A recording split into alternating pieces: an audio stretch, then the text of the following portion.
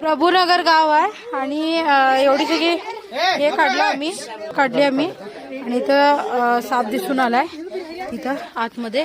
आता हे काढूया आपण. इथं होल असलं तर मिळायची शक्यता कमी आहे. बघूया आता. आवाज कमी करा कसं पकडतो ते बघा.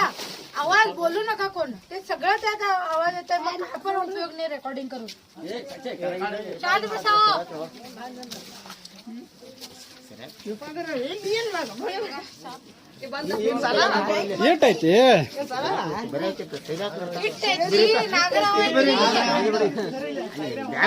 साप पकडला मी. एवढासा आहे का म्हणाले तिने. पण एवढासा जरी असला तरी नाग आहे. मोठ्या सापाला जास्त प्रमाणात लोक घाबरतात किंवा त्याची दहशत असते. लहान सापाला कमी समजतात.